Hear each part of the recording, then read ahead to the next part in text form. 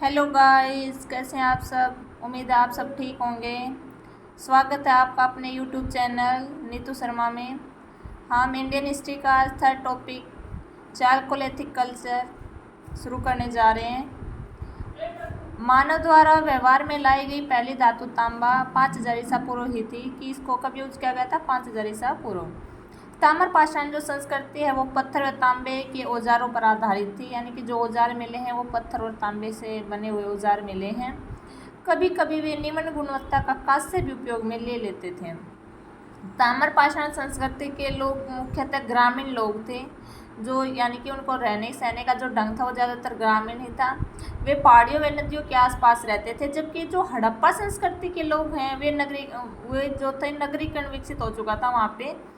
भारत में ताम्र पाषाण युग के मुख्य क्षेत्र हैं वे दक्षिण पूर्वी राजस्थान की बनास घाटी, जो अहाड़ व गिलुंद, पश्चिमी मध्य प्रदेश में मालवा, कायथा, एरन और पश्चिमी महाराष्ट्र व दक्षिण पूर्वी भारत हैं।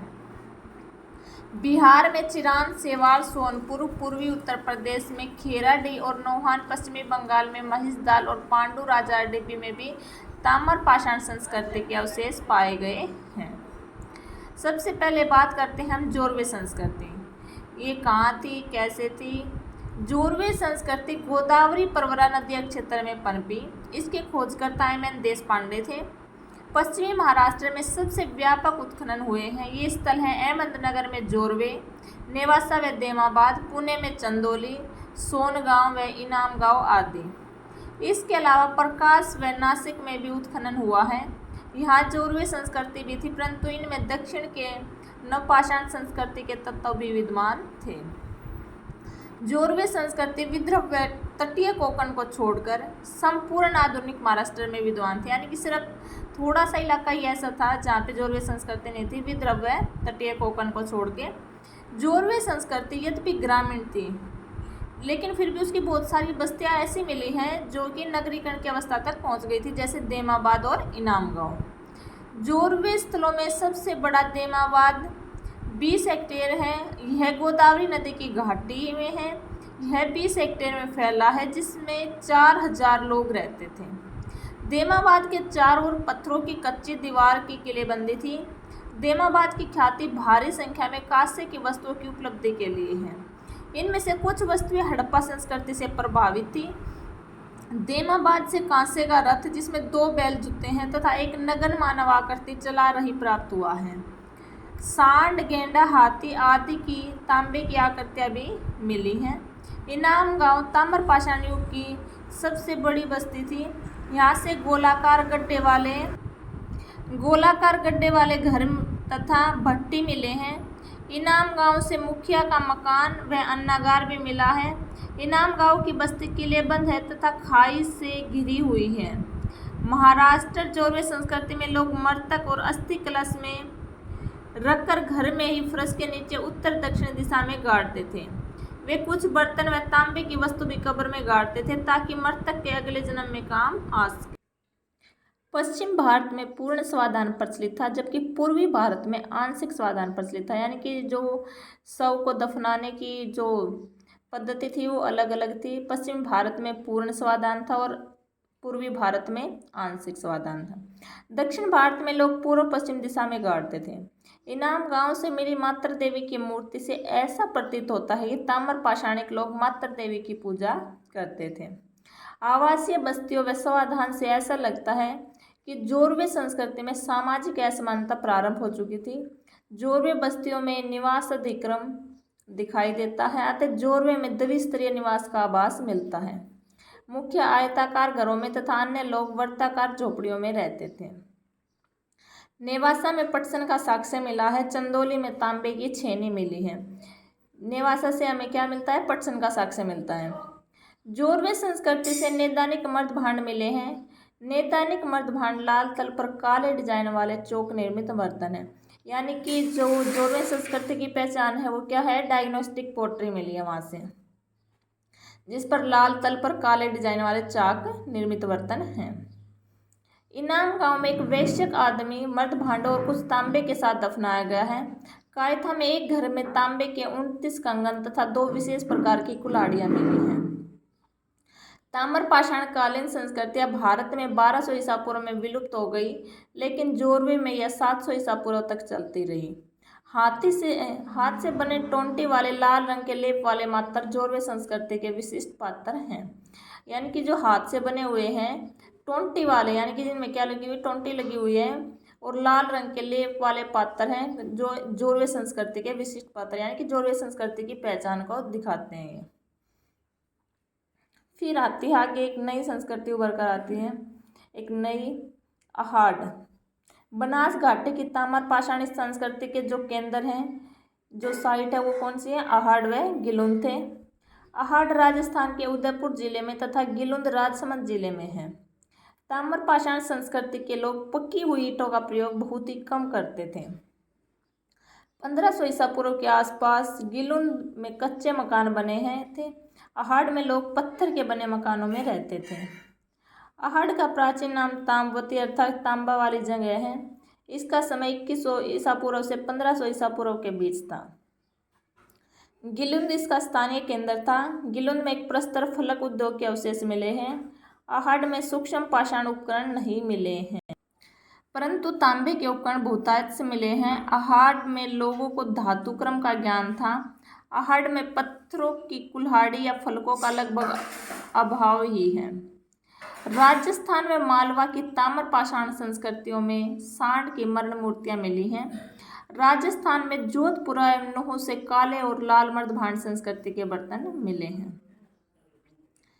आगे है गणेश्वर। गणेश्वर ये कहाँ है, राजस्थान में सीकर जिले के नीम का थाना क्षेत्र में स्थित गणेश्वर भी ताम्रपाषाण काल का महत्वपूर्ण केंद्र था। ये खेतड़ी की तांबे की खानों के नजदीक स्थित है। गणेश्वर से तांबे के तीर, भाले, मछली पकड़ने के कांटे, चूड़ियाँ, छेनी आदि मिले हैं। गणेश्वर का काल 2800 ईसा पूर्व से 2200 ईसा पूर्व है तथा यहाँ से हड़प्पा सभ्यता की तांबे की आपूर्ति होती थी। गणेश्वर प्राक हड़प्पा सभ्यता काल का केंद्र था। गणेश्वर के जो लोग हैं वो ज़्यादातर क्या करते थे, शिकार पर तथा आंशिक रूप से कृषि पर निर्भर करते थे। उनका जो जीवन निर्वाह का साधन था वो क्या था, शिकार या फिर कृषि। मालवा और राजस्थान से प्राप्त वर्षभ मूर्तियों से स्पष्ट होता है कि वर्षभ धार्मिक संप्रदाय का प्रतीक था। मालवा ताम्रपाषाण संस्कृति, इसकी प्रमुख विशेषता मालवा मर्दभांड है, जो कि समस्त ताम्रपाषाण मर्दभांडों में सर्वाधिक उत्कृष्ट माने गए हैं। मालवा संस्कृति के बारे में विस्तृत जानकारी मध्य प्रदेश के खरगोन जिले के नवदा टोली व महेश्वरपुरा स्थलों से होती है। मालवा से प्राप्त चरखे व तकलियों से पता चलता है कि मालवा संस्कृति के लोग चरखे व कताई बुनाई से परिचित है। यानी कि क्या कह रहा है इस पॉइंट के अंदर कि जो चरखे और तकलियों से पता चलता है कि भाई वहाँ के लोग चरखे और कताई बुनाई से परिचित है, यानी कि उनको नॉलेज थी कि किस तरीके से चरखा चलाना है। नर्मदा नदी के तट पर स्थित नवदा टोली से लगभग सभी प्रकार के अनाज मिले हैं। भारत के किसी भी अन्य स्थल से इतने सारे अनाज नहीं मिले। सबसे ज़्यादा कहाँ से मिले हैं, नवदा टोली से। कहाँ पे, ये नर्मदा नदी के तट पर है। नवदा टोली का उत्खनन दक्कन कॉलेज के प्रोफेसर HD संखाल यानी नवदा टोली भारतीय उपमहाद्वीप का सबसे विस्तृत उत्खनन ताम्रपाषाण युगीन विस्तृत उत्खनित ताम्रपाषाणिक युगीन ग्राम स्थल है। विविध तथ्य हैं इस पूरे चैप्टर से, जो अलग अलग कंसेप्ट निकल के आए, जो फैक्ट हैं। तिथि क्रम के अनुसार भारत में ताम्रपाषाण बस्तियों की अनेक श्रृंखलाएं हैं। कुछ प्राक हड़प्पे हैं, कुछ हड़प्पा संस्कृति के समकालीन है तथा कुछ हड़प्पोत्तर काल की हैं। कुछ प्राक हड़प्पे हैं, कुछ हड़प्पा संस्कृति के समकालीन है तथा कुछ हड़प्पोत्तर काल की हैं। प्राक हड़प्पा संस्कृति के अंतर्गत राजस्थान में कालीबंगा व हरियाणा में बनवाली स्पष्टतः ताम्रपाषाणिक है। सिंध में कोटदीजी भी ताम्रपाषाणिक अवस्था की है।